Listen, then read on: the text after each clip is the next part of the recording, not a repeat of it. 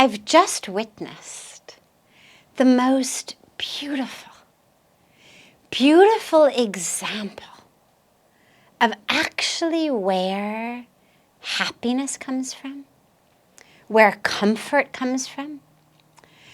So here at Parmarth, we have just concluded this beautiful 1 month long of a Ram Katha.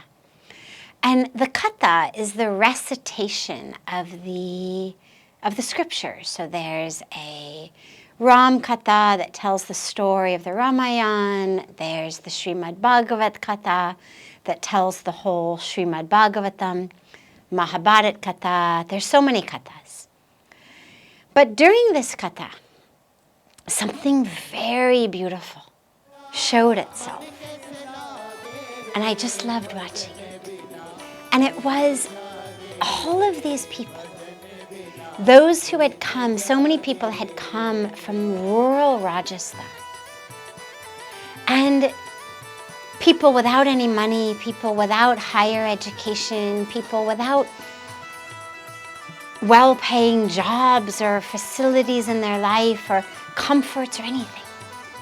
Now, first of all, here in Rishikesh these days, it's well over 100 degrees, up to 110 some days. The katha is outside, on the banks of Ganga, nonetheless, outside, super hot. And these people would come and they would sit for hours and hours and hours every day in such joy. And what I loved the most was when they would dance. There was this woman, God, she must have been, I don't know, she looked like she must have been in her 90s. And she would dance and dance and dance. Now I'm sitting on stage with all of these fans and coolers and whatnot, still sweating, still thinking, my God, it's so hot. There she is in the audience with barely one spinning fan overhead over all of the hordes of people. She's dancing and dancing in such ecstasy. No sense of heat, no sense of fatigue, no nothing. No sense of what I don't have. Simple saris. Not many possessions. This may have even been her first time out of Rajasthan. So many of the people who come for these kathas, it's their first time out of their village. And she danced and she danced and she danced in such joy. No big house to go back to, no big car to sit in, no well-paying job, no millions of followers online, nothing like that. No jewelry, no fancy clothes. Eating, everybody ate, all their meals were sitting down on the ground in this beautiful way that we feed people called the bandara, where everybody sits in a line outside and they're fed. Nobody knows what food they're going to get. There's a metal bucket, you get fed from the bucket. You don't even see it before it lands on your plate. And that too, they're sitting in a tent outside in the heat, eating whatever someone else has decided they should eat, sleeping, so many of them, sleeping outside, sleeping in the tent. We ran out of rooms. Almost 1,000 rooms ran out. But such joy. No complaints, no suffering. My God, they were in ecstasy. I loved watching this woman dance. And it was such a beautiful lesson to just remember, oh yeah, you actually can be happy without a lot of money. You actually can be happy without a bigger house, a bigger car, more clothes.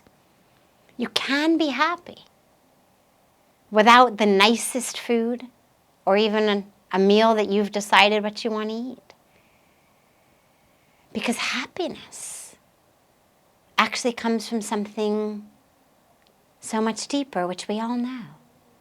And yet to witness it, to just see the exuberance in not one. I mean, there was one woman I just loved watching, but all of them dancing, clapping, singing, so joyful. Doesn't matter what they have. Doesn't matter the bank account. Doesn't matter anything. Just in this moment, we're dancing God's glories. We're dancing and singing the name of God.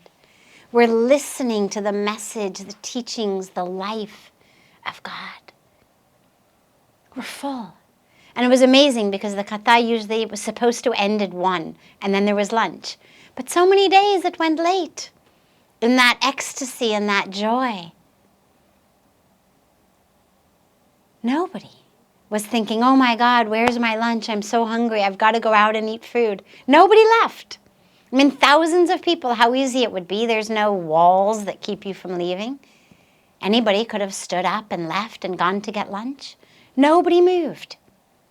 Whether it became 2 or 2:30, didn't matter. Nobody moved because they were in such joy. And I'm sure that if he had gone on until evening, nobody would have moved.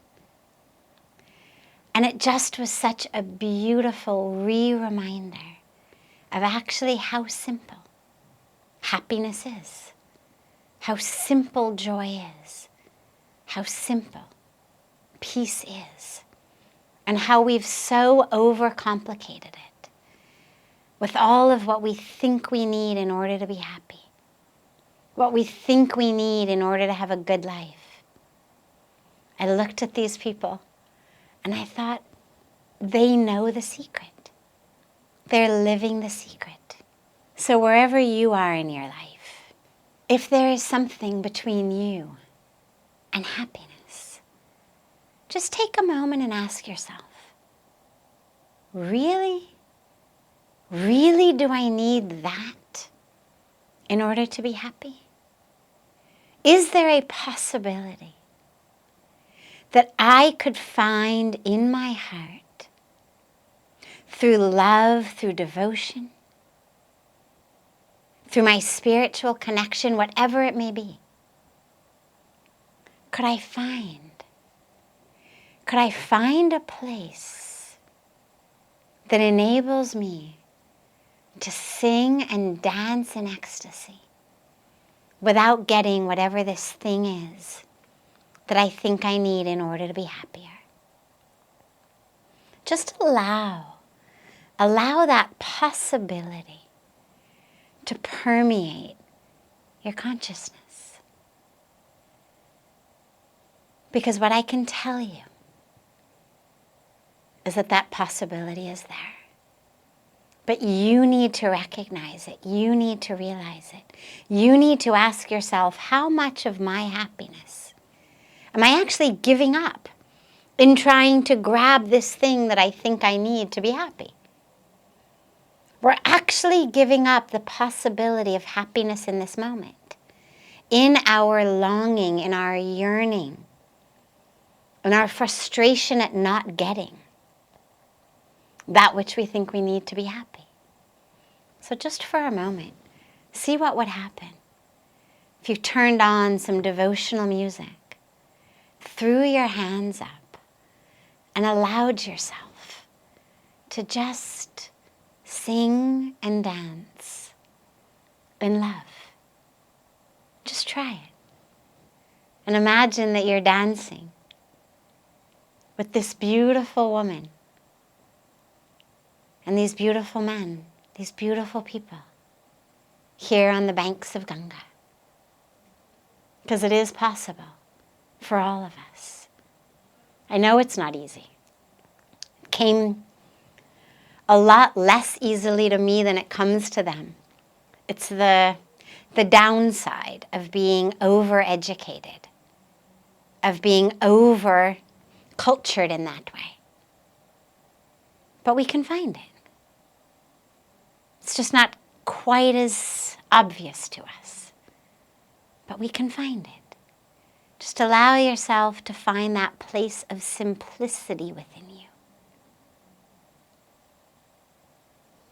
And try it. Turn on that music, throw up your hands and dance, and just imagine that you're dancing with these beautiful people from the villages of Rajasthan who have come to the banks of Mother Ganga to sing and dance.